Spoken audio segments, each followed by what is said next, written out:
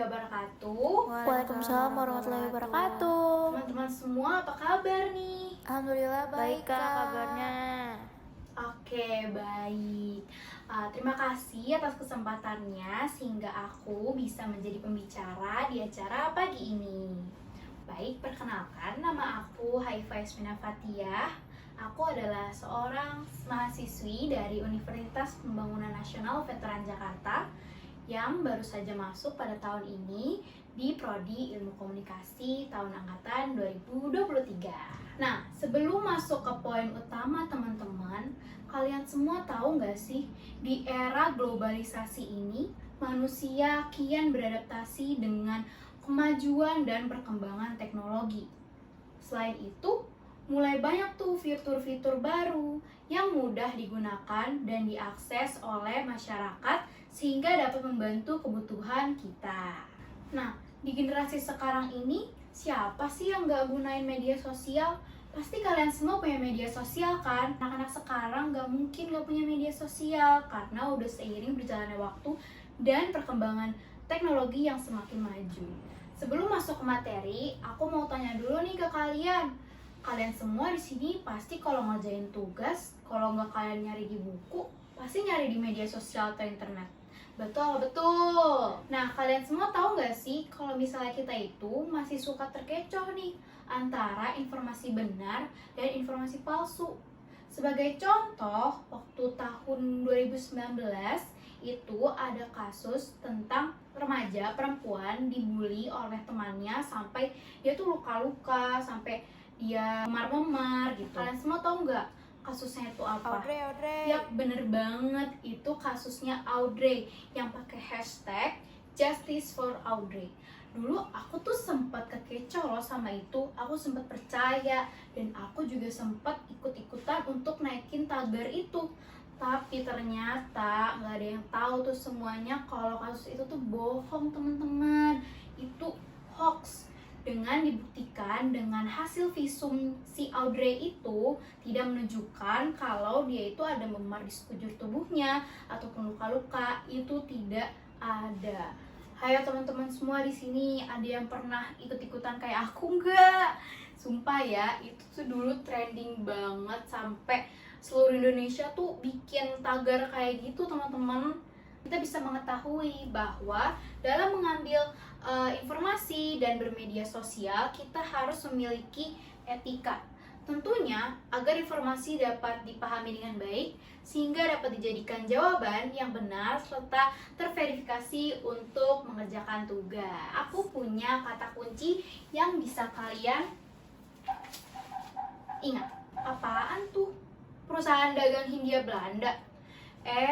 Bukan teman-teman, VOC ini adalah kata kunci yang aku buat sendiri buat kalian, biar kalian itu ingat tentang etika bermedia sosial yang baik untuk mencari informasi sebagai referensi tugas. Nih, V adalah verifikasi sumber. Verifikasi sumber dilakukan untuk menghindari tersebarnya berita-berita hoax di luaran sana. Dengan cara kita tuh harus membaca dulu sumber-sumbernya, apakah data ini benar atau tidak. O adalah dari kata menghormati hak cipta. Gimana sih cara menghormati hak cipta? Yaitu dengan kalau misalnya kita nih ngambil data dari internet, kita mencantumkan siapa yang menulis data tersebut, siapa yang mencari data tersebut. Kita taruh aja di situ linknya atau biasa dibilang daftar pustaka ya. C yaitu tidak copy paste. Kita usaha semaksimal mungkin untuk memparafrase kalimat tersebut sehingga tidak akan terjadi yang namanya plagiarisme. Nah, itulah ketiga etika yang dapat kita lakukan untuk bermedia sosial yang baik sehingga nanti jawaban-jawaban dari tugas-tugas kita itu dapat nilai yang bagus dari guru-guru. Nah, kira-kira dari kalian ini ada yang kurang paham nggak ya tentang apa yang udah aku bahas tadi, etika-etika itu? Paham semuanya? Paham? Oke, kita acungkan jempol buat teman-teman semuanya.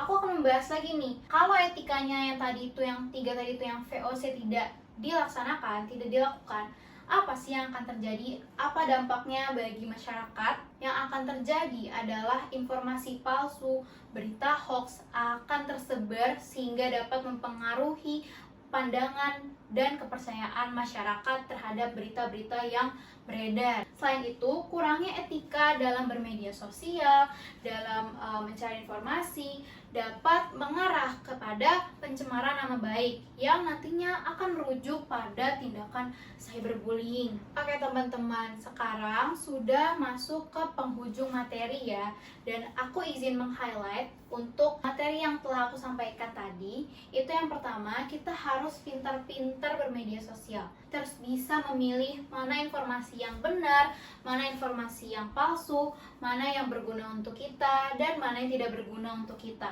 Apalagi informasi yang kita akan cari ini itu akan kita gunakan untuk mengerjakan tugas yang nantinya jawaban kita tersebut itu akan dicek satu-satu oleh guru kita. Selain itu, ketika kita mendapatkan informasi dari orang lain, kita harus mencantumkan kredit atau sumber dan tidak mengcopy paste langsung agar tidak terjadi yang namanya plagiarisme. Penting bagi pelajar untuk memahami bahwa menggunakan media sosial secara etis tidak hanya berdampak pada orang lain, tetapi juga mencerminkan karakter dan integritas pribadi masing-masing. Mungkin itu saja yang dapat aku sampaikan.